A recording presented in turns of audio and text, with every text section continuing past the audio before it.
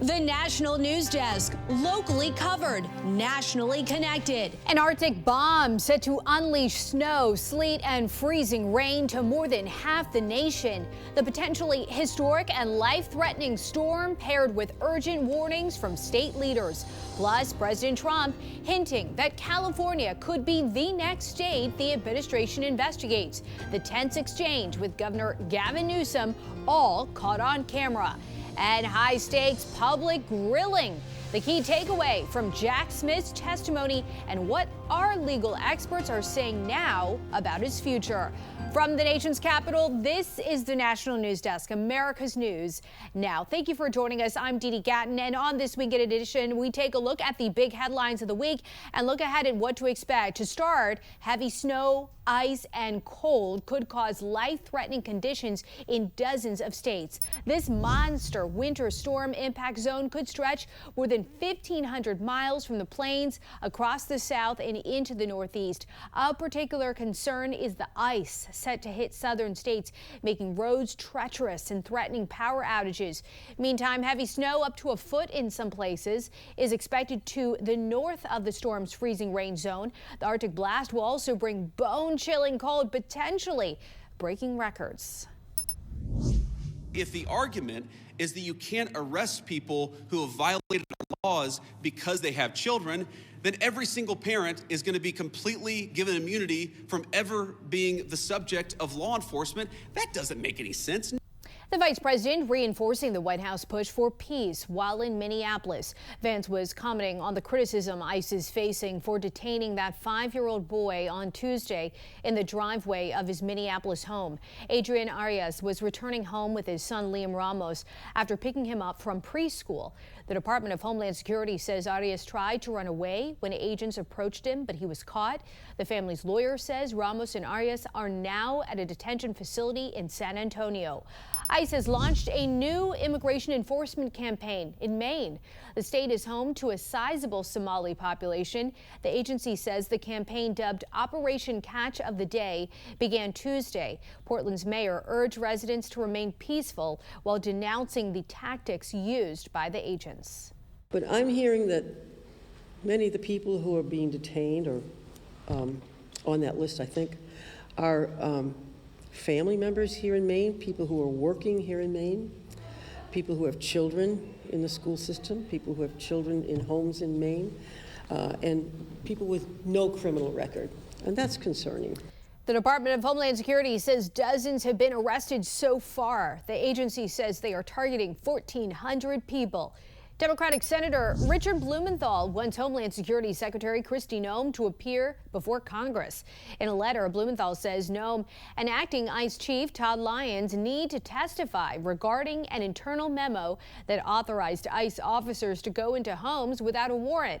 The Connecticut senator says his office received the memo in a whistleblower complaint that claims ICE is ignoring the Fourth Amendment. Friction between President Trump and California Governor Gavin Newsom escalated in Switzerland this week. During his speech, Trump criticizing Newsom's leadership and also hinting that California could be the next state investigated for fraud. The National News Desk, Jeff Harris, reports. While speaking in Switzerland Wednesday, Trump making it clear California is next. During his speech, the president calling Newsom out, saying that the administration is going to help the people of California, directly referencing crime. Newsom responding by calling Trump's speech remarkably insignificant and boorish. During his speech Wednesday from Switzerland, cameras capturing the moment President Trump called out California Governor Gavin Newsom, who can be seen smiling and chuckling at the comments. Gavin's a good guy, and we're going to, if he needed it, I would do it in a heartbeat. I'd love to see. We did help them a lot in Los Angeles. I will say this, if I were a Democrat governor or whatever, I would call up Trump. I'd say, come on in, make us look good, because we're cutting crime down to nothing. Newsom responding with a series of tweets. This one showing a clip of that exchange with the headline, quote, rent-free, and another, Trump is crashing the American economy and wants the world to applaud him for it. It takes skill to be this out of touch. It was remarkably boring.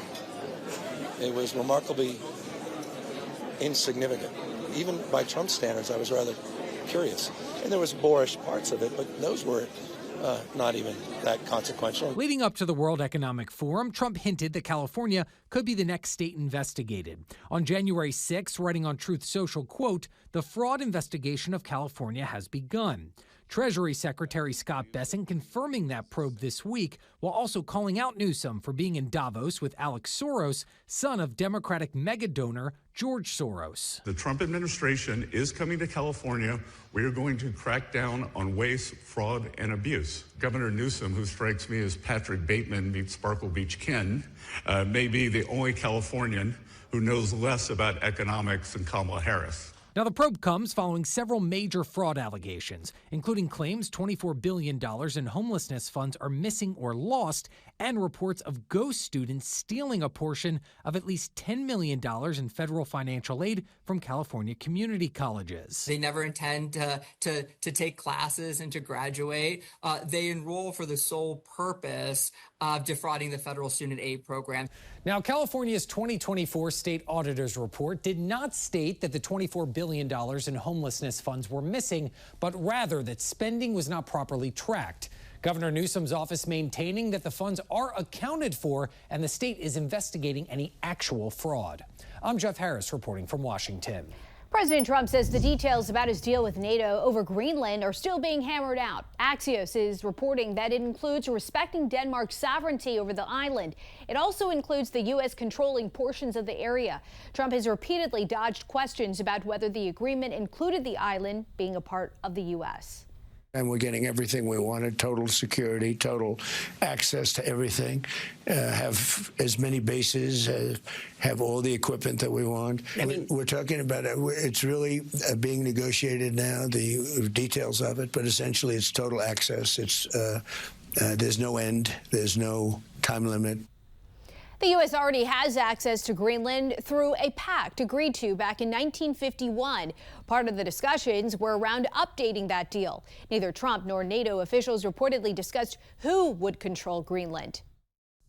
If President Trump gets his way and takes over Greenland, it would be the largest territory the United States has ever acquired, as the country is bigger than France, Britain, Spain, Italy, and Germany combined. Let's take a look back here. First was the Louisiana Purchase in 1803, when Thomas Jefferson bought a chunk of what is now America's Midwest, West, and South from the French. Next was the Mexican Cession in 1848 as part of a peace deal. After the Mexican-American War, Mexico handed over what is now California, Nevada, and other western states. And then there was the Alaska Purchase from the Russians in 1867, which at the time was described as an icebox and too expensive. American officials did float the idea of buying Greenland in 1867 and 1946, but it never materialized. Before leaving Switzerland, President Trump's Board of Peace was officially ratified as an official international organization made up of at least 59 countries. This board has the chance to be one of the most consequential bodies ever created, and it's my enormous honor to serve as its chairman. It's running beautifully, started already, and every country, just about every country, wants to be a part of it. Trump says the world is a much safer place, declaring the new Board of Peace will forge everlasting peace. Initially, the board was created to oversee the Gaza ceasefire plan, which was laid out last September and endorsed by the United Nations Security Council. The prosecutor appointed to oversee 2 investigations into Trump spoke publicly Thursday about some of his findings. As national correspondent Christine Frizzell explains, Democrats praised Jack Smith for his work, while Republicans accused him of unfairly targeting Trump and weaponizing the Justice Department. Do you swear or affirm under penalty of perjury? Accused by Republicans of politically targeting President Trump, former special counsel Jack Smith standing by his decision to bring charges against him. Our investigation developed proof beyond a reasonable doubt that President Trump engaged in criminal activity.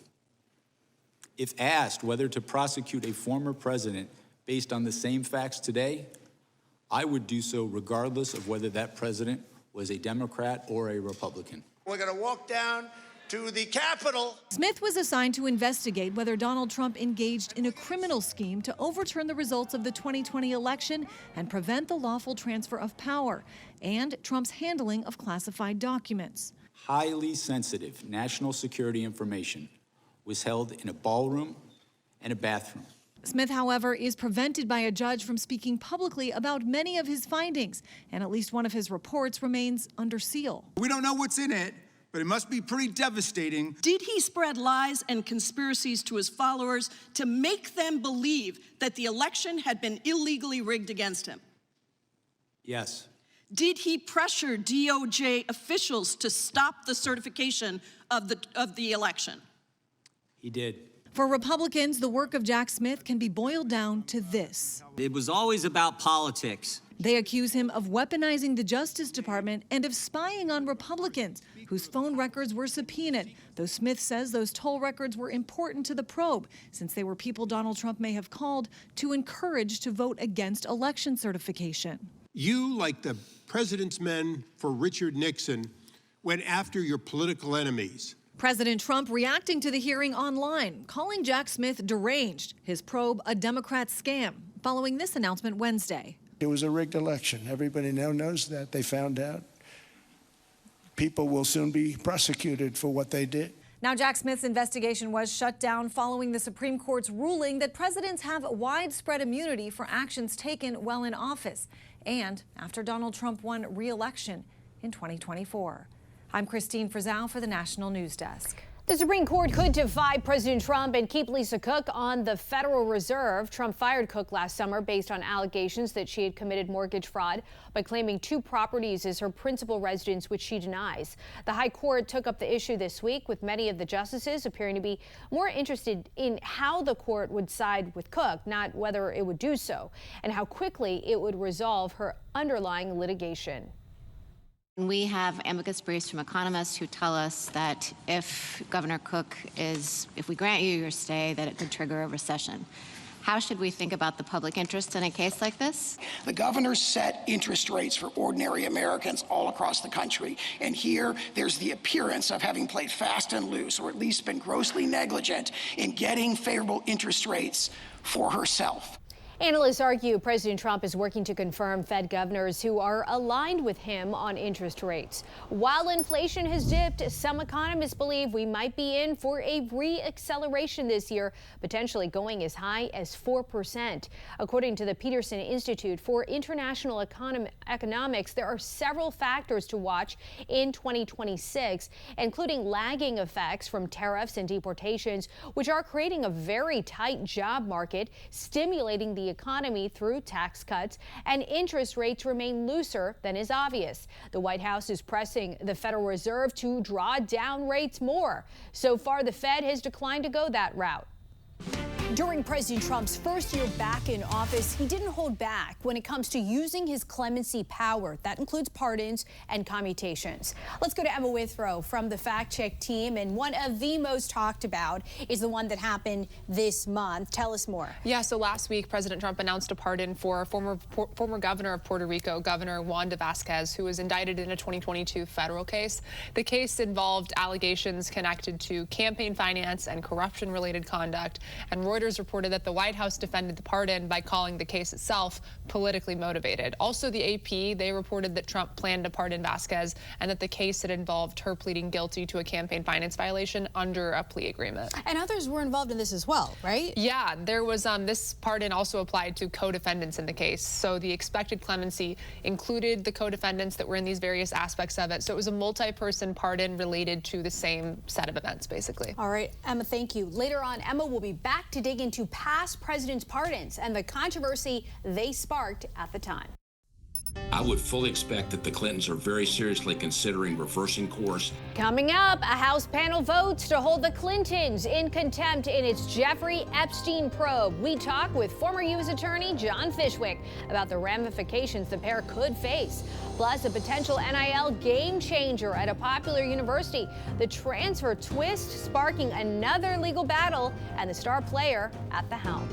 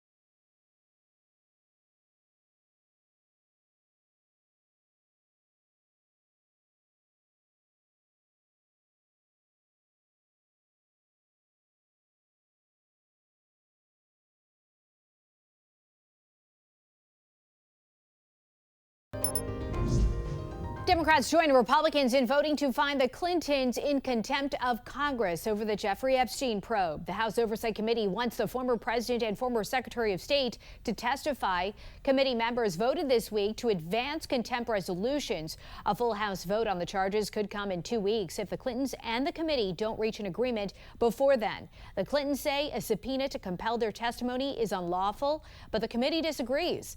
Earlier this week, I spoke with former U.S. Attorney John Fishwick to dive deeper into the challenges with holding the Clintons in contempt. First of all, what do the ramifications for being held in contempt of Congress actually look like for the Clintons? Is it financial? What could the ramifications be? Didi, the ramifications are serious. If you're found in contempt of Congress for defying a subpoena to testify at a deposition, you can be sentenced by a judge to up to 12 months in jail and or a $100,000 fine for defying that subpoena. So they're very serious. And the fact that both Republicans and Democrats voted today to find them in contempt out of the House Oversight Committee, I would fully expect that the Clintons are very seriously considering reversing course and testifying in those depositions because the consequences are significant. And you're also right. The split among some Democrats with the contempt votes was notable today. The Clintons do claim that the subpoenas are invalid and legally unenforceable. That's what they're saying. But there have also been some legal experts who say they do not have a case. What is the legal standard for depositions and for it to be transcribed, as that came up today as well? Yeah, I think it's going to be hard for the Clintons to negotiate ground rules that give them some sort of favoritism. It's going to need to be transcribed and be under oath.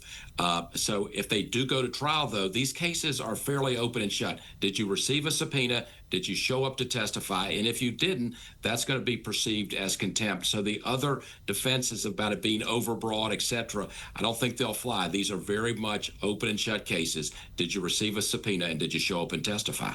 Separately, John, several conservative Supreme Court justices now appear skeptical of President Trump's attempt to fire Federal Reserve Governor Lisa Cook. As we listen to the justices' comments today, take a listen to this. Your position that there's no judicial review, no process required, no remedy available, a very low bar for cause that the president alone determines. I mean, that would weaken, if not shatter, the independence of the Federal Reserve that we just discussed. What are some of the implications here? You just heard Justice Kavanaugh's comments. If they do side with her for the extent of presidential power, what does this mean for President Trump? Yeah, so Didi, Justice Kavanaugh has been a leader in this area. The Supreme Court has given President Trump wide latitude to replace folks at the FTC and also at the NLRB, saying basically he can let those people go or fire them for any reason. But as relates to the Federal Reserve, Justice Kavanaugh and other conservative justices say that's a little different. That goes back to the original first bank in this country. You've got to have a good reason to let that person go, and there's got to be some sort of process. It doesn't mean that Lisa Cook has lifetime guarantee for a job, but it means that because it's the Federal Reserve and it involves money and monetary policy, the Supreme Court is saying there's got to be a little more process if you're going to fire her. You can fire a lot of other folks in executive agencies, but as relates to the Federal Reserve, Justice Kavanaugh and the other justices are saying you got to go a little more slowly. There's got to be a real process. Former U.S. Attorney John Fishwick, 2 cases that we are watching. We will check in with you soon. Thank you. Thank you. Just ahead, eyes on the streets. There are growing concerns about data shared from flock cameras that you may not see on the roads. Plus, this is very unusual to see product like this continuing to be on shelves. A 10-month-old fighting for his life. The contaminated baby formula doctors say is to blame and why it may still be on your local store shelves.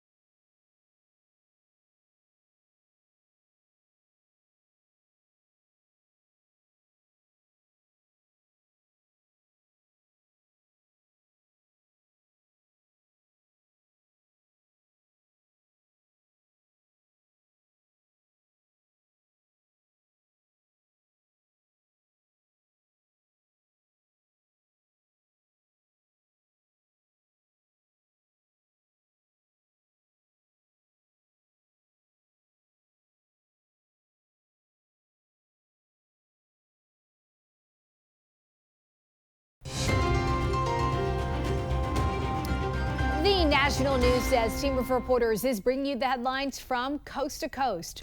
We are taking the pulse of America, and we begin in Oregon, where a baby is hospitalized after a formula recall. It's a case that's impacting dozens of families across the U.S. Young kids getting sick after contaminated By Heart baby formula, including 10-month-old Sean Carter in Portland. Seen here with his mom, fighting for his life in the hospital with infant botulism. It's really sort of beyond ridiculous to think that, we're not doing more to protect the most vulnerable. Food safety attorney Bill Marler tells me this all started back in November. That's when a can of By Heart baby formula was given to Ashan's mom by Oregon's Department of Human Services. Marler tells me that can came from a local nonprofit, PDX Diaper Bank, and baby Ashan's life hasn't been the same since. He's still struggling. He's still on a feeding tube. He's, having difficulty with mobility. Those are unfortunately classic symptoms of ongoing problems in a botulism case. The city of Santa Cruz, California recently cut flock cameras over data sharing concerns with agencies like ICE. Despite using that exact system in Fresno police say they're not seeing that. We only work with a couple handfuls of agencies up and down the Central Valley where we would share information with them from our cameras and they could share with us. Fresno police add flock cameras have helped fight crime in the city. Up next, the U.S. economy accelerating. What's behind the growth surge? We'll be right back.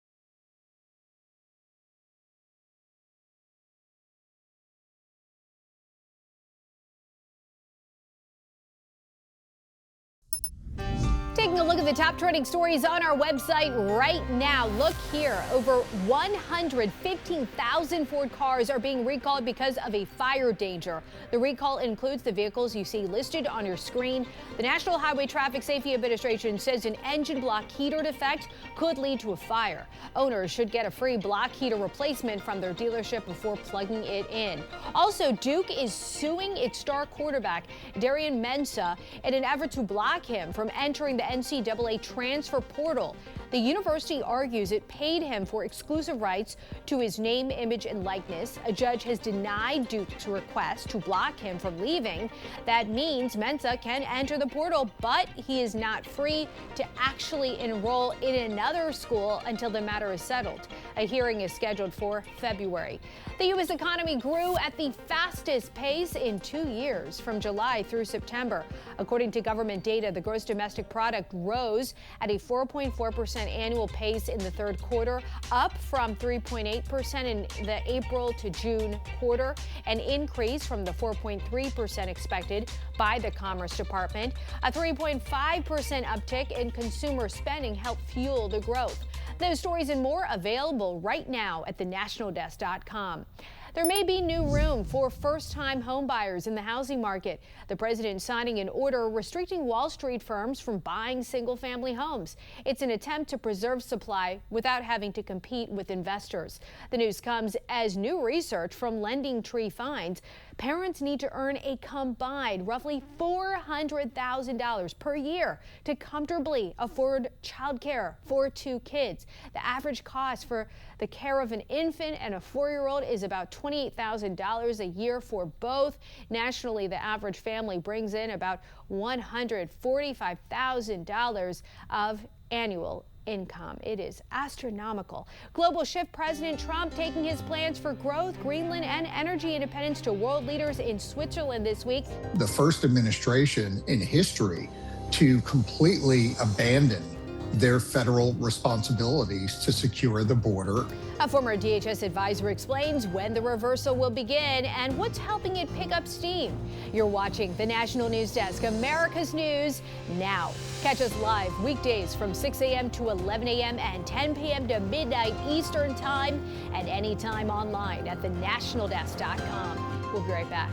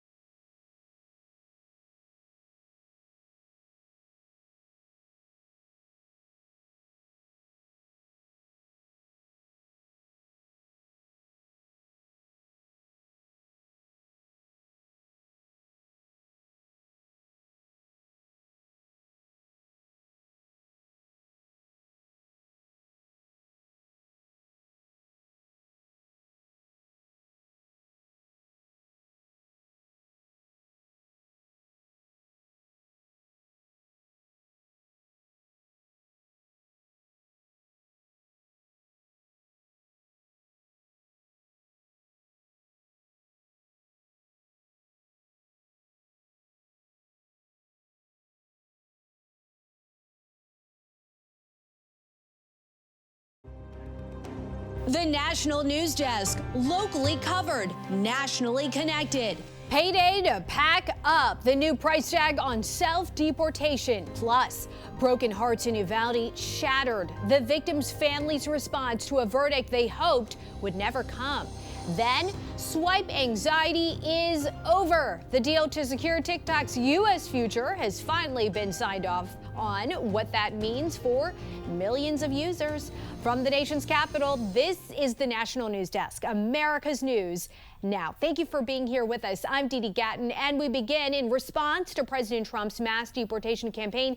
Democrats at both the state and federal levels have launched coordinated plans to block those efforts. As the National News Desk, Jeff Harris explains, it's a stark contrast to the action taken during previous administrations.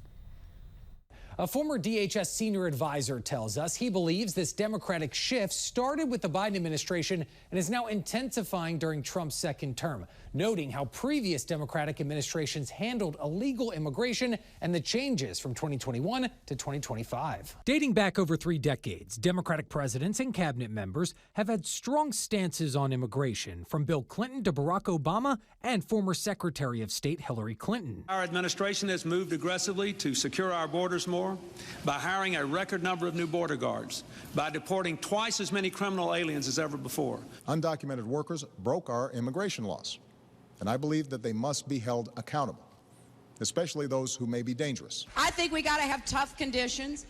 Tell people to come out of the shadows. If they've committed a crime, deport them. No questions asked. They're gone. The numbers backing up those positions, according to the Cato Institute in Migration Policy, following President George W. Bush's 2 million removals, Obama set a record with over 3 million. Years prior, Clinton had over 850,000, and Trump's first term more than 930,000. Biden, 1.5 million. The first administration in history to completely abandon their federal responsibilities to secure the border and enforce the immigration laws of this country. Pointing to the numbers, national security expert and former DHS senior advisor Charles Marino telling the National News Desk he believes this Democratic reversal in part started 5 years ago. We have seen now an abandonment by the party at large where they do not want to see these laws enforced. Marino says while some Democrats were unhappy with previous immigration policies, the rhetoric being shared has changed under the current administration. You certainly weren't as vocal as you are now since the Trump administration is doing it,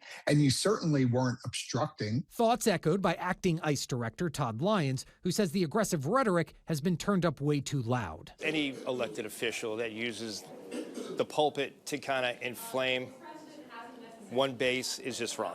Now, many Democratic leaders have aggressively condemned Trump's intensified immigration enforcement, specifically his mass deportation operation and ICE activities in American cities like Minneapolis. Senate Minority Leader Chuck Schumer saying this month ICE raids are terrorizing communities. I'm Jeff Harris reporting from Washington.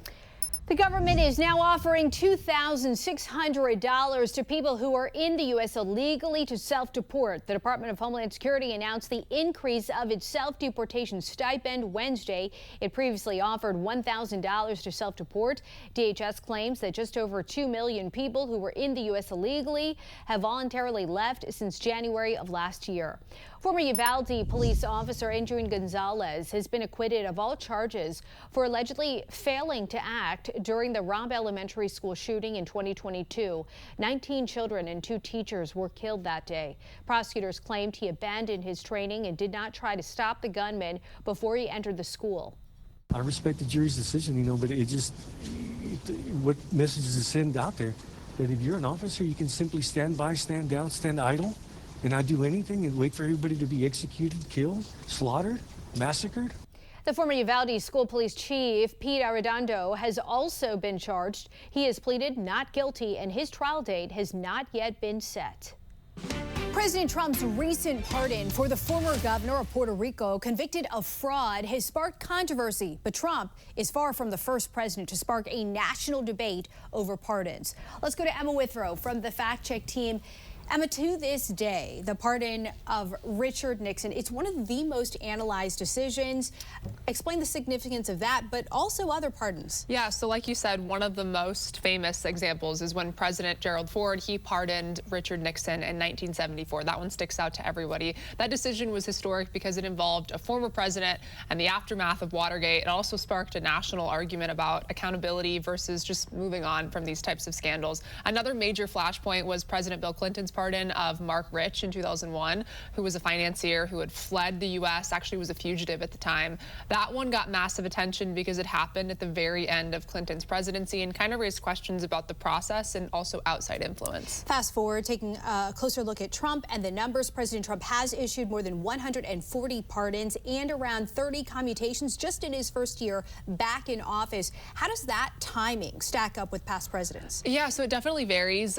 Pew Research tracked how clemency is usually more common towards the end of presidential terms, including for Obama, Trump, and also Clinton. Their choices kind of on who to pardon can land as more of a political last word, as some have called it. And the Justice Department's clemency statistics also provide a baseline for how many pardons and commutations each president's granted over time, which is what people have often used, though, for comparison when you're looking at like when new controversy starts to happen, like this recent stuff with President Trump. Trump's pardons, though, which is about 250 238 named individuals across both terms, plus mass pardons for thousands are far fewer than most past presidents, at least at this point. When you compare like FDR, he had around 3,600, Barack Obama, 1,900, Joe Biden, 4,200. So important context, yeah. Emma, thank you. For more on this Fact Check Team topic, including links to Emma's sources, just scan that QR code or visit thenationaldesk.com. Diving deeper into President Trump's plans for growth, Greenland, and energy independence. Earlier this week, the National News Desk, Jan Jeffcoat, spoke with retired Lieutenant Colonel Robert McGinnis, who is a national security expert and former Pentagon strategist. Let's start with the big picture. In plain terms, why does Greenland matter so much to U.S. security right now?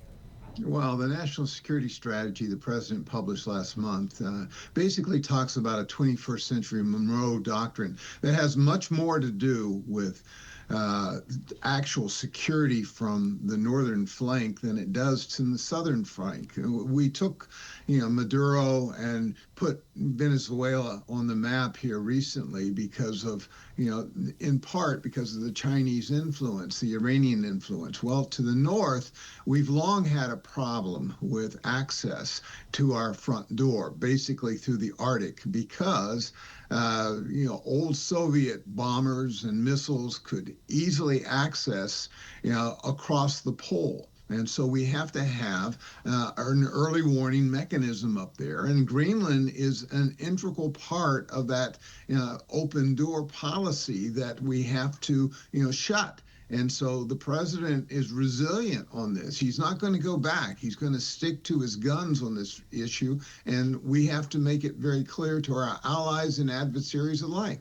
And this isn't just about missiles and radars anymore. We know the Arctic itself is changing. You even wrote in your article that Arctic shipping routes are no longer really hypothetical. Russia, we know, is militarizing them. China has been positioning itself for long-term control. Talk about what's happening right now. What are our adversaries doing in the Arctic? How concerned should we be?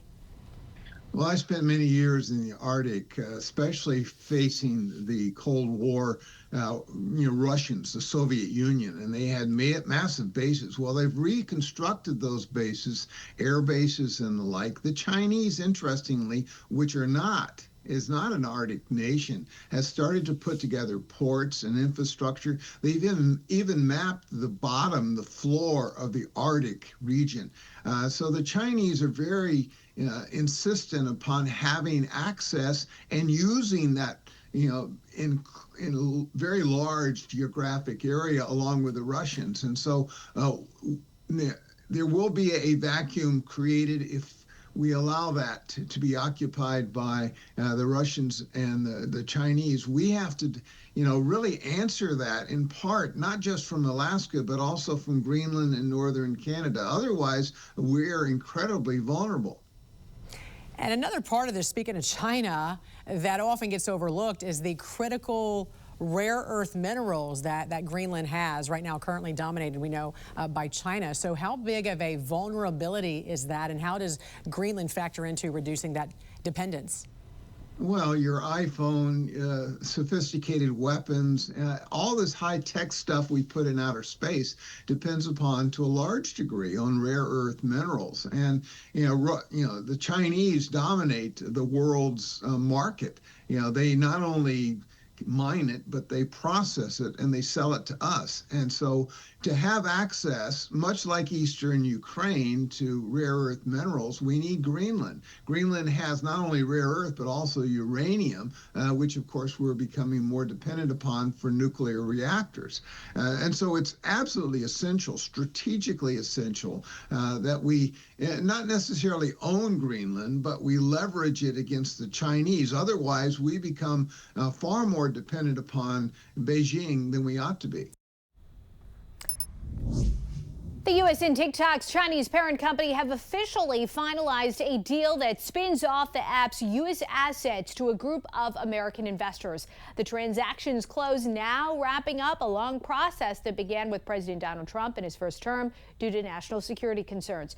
American users likely won't notice a visible difference under the new entity's ownership. However, the algorithm may shift as the ownership group takes control. So to come, our team of correspondents break breaks down this week in Washington, from Congress' attempts to tackle the rising cost of health care to the government's efforts to rule out waste, fraud, and abuse.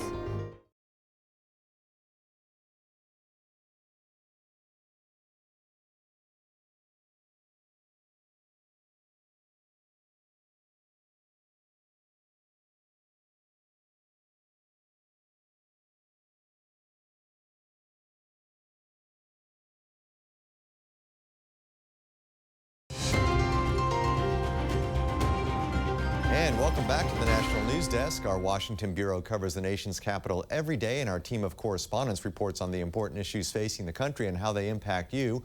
As Congress struggles to address the rising cost of health care, health insurance CEOs were on Capitol Hill Thursday and were grilled about why premiums continue to spike. National correspondent Atra Elnishar, you covered Thursday's hearing.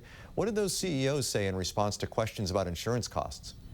You know, Steve, this is an issue that every single American, no matter how rich you are, has to deal with. Everyone has a story about a surprise medical bill that's just totally thrown you for a loop.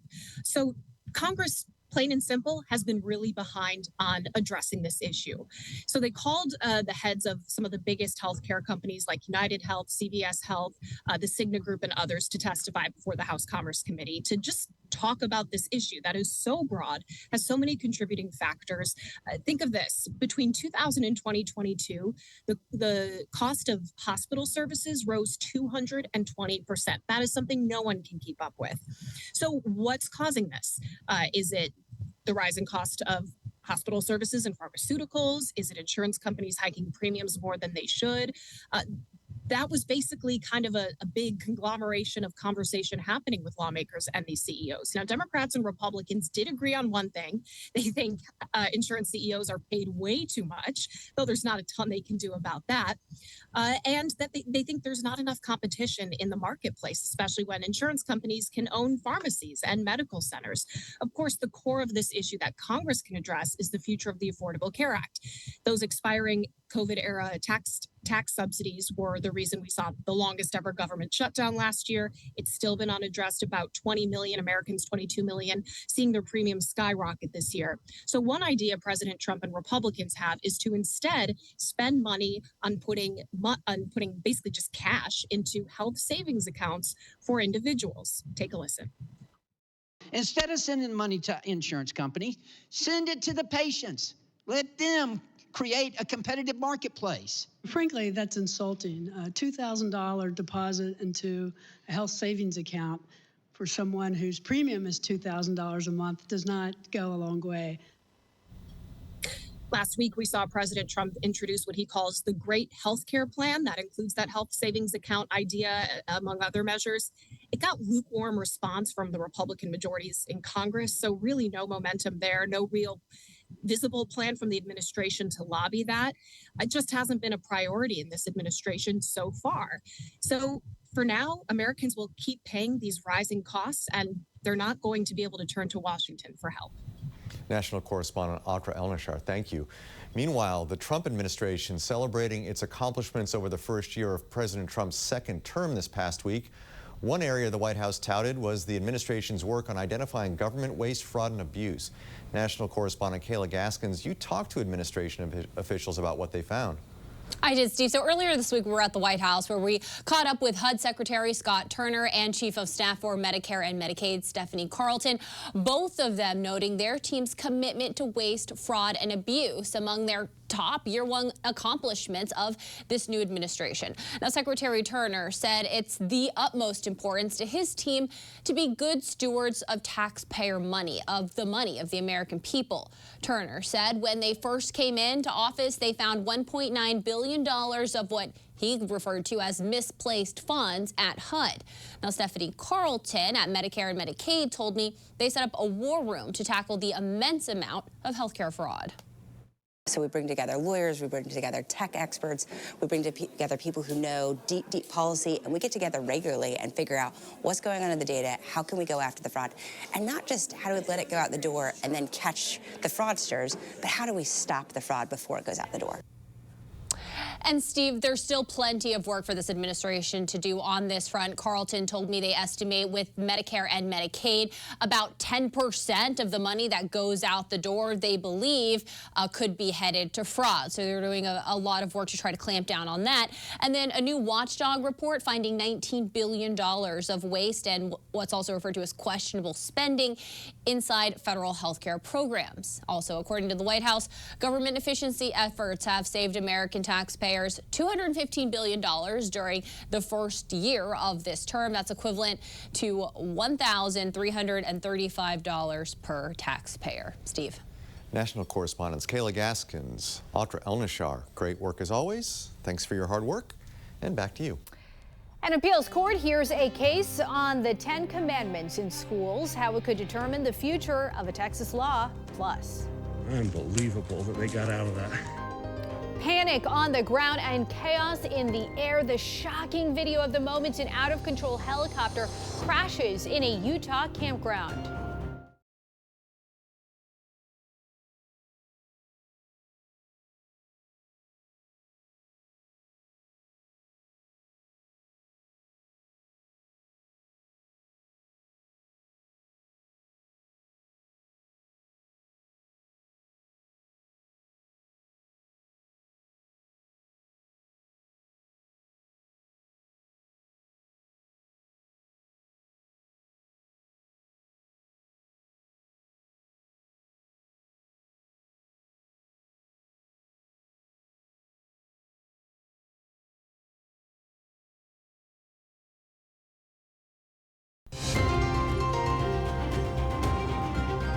We have reporters all across the country in your neighborhoods covering issues that matter to you. We are taking the pulse of America, and we start in Utah, where one person was critically injured in a helicopter crash. Wes Blazard and his family were feet away as two helicopters flew around the Wolf Creek campground. Eventually, they moved back a bit and saw this. One of the helicopters spinning out and crashing. 4 people were on the helicopter, and Blazard says they all walked away from the crash. Unbelievable that they got out of that. He says one woman seemed like she might have been in shock and was gasping for air, but was ultimately okay. A man and another woman seemed to be mostly okay, and one person had a gash on his head. He was presumably the one Wasatch County Sheriff says was transported to the hospital for a head injury. Look at the trees it took out. After the crash, Blazard's son started running towards the wreck, but Blazard stopped him because he was afraid what his son might have found at the crash site. Amazingly, everyone survived. The case now before the Fifth Circuit Court of Appeals could play a key role in the national debate over whether the law is constitutional. The question is whether the law violates the First Amendment Establishment Clause that prohibits governments from endorsing or promoting a religion. Texas Governor Greg Abbott signed the law last summer. It requires public schools to display donated posters of the 10 Commandments in classrooms. All 17 active judges on the court will hear the Texas and Louisiana cases together. This should be an easy case for the Court of Appeals. And we're glad that the entire court is taking a look at this, because we know that that is just another way of acknowledging how important the 10 Commandments are to the historical and traditional foundations of American law and policy. A North Kentucky man is heading to what's known as the Super Bowl of Masonry, where he's hoping to make history. Cole Stamper is looking to reclaim the title World's Best Bricklayer. 20 or so of the best masons in the world will get 60 minutes to build the tallest 26-foot-long wall. Cole leaves nothing to chance. His wife records every practice. He plays it back and studies what he's doing. If he messes up, where he messes up, how he can improve for next time. Hard work and skill. This year's Specs Mix Bricklayer 500 is tomorrow in Las Vegas. Cole says the winner gets up to $100,000 worth of prizes. Good luck. Still ahead here on the National News Desk, second year, second term. A look at the jam-packed year from the Commander-in-Chief and what the Trump administration will bring in the year to come. Plus, mission complete. From stranded in space to decades of trailblazing, the NASA astronaut making her final journey to orbit.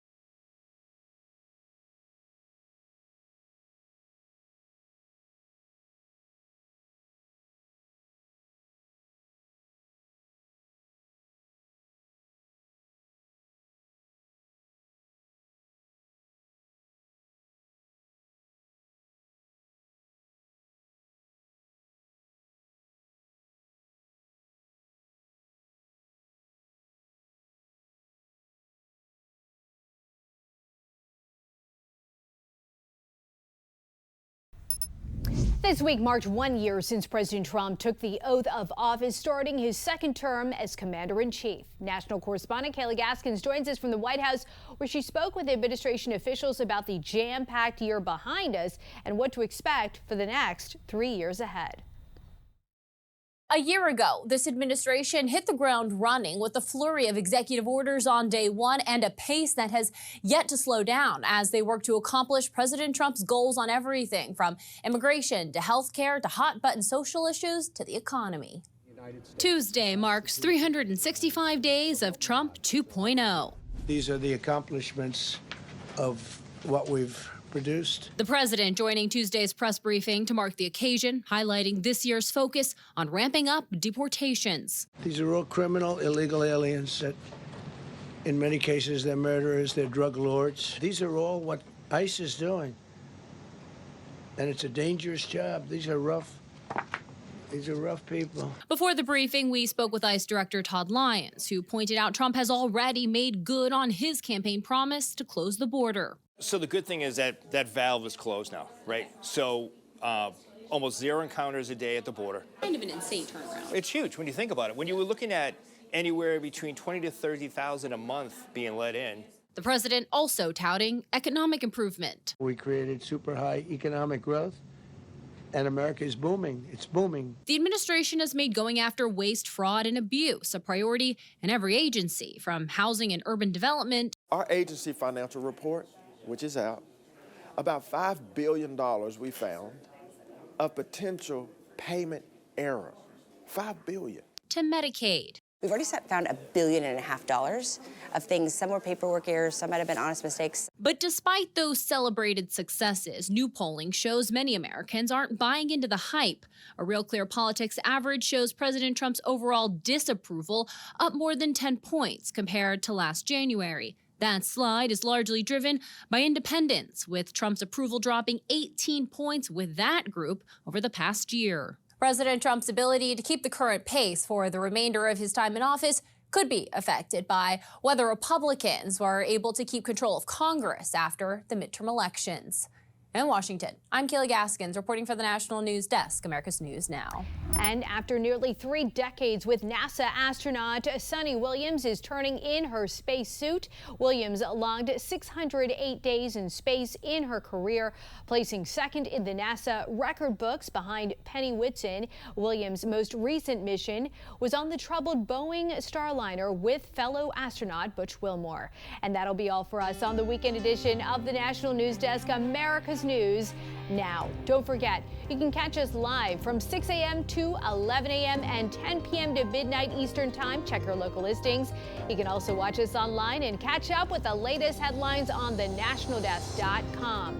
Thanks for watching the weekend edition of the National News Desk. I'm Dee Dee Gatton, and from all of us here, have a great week.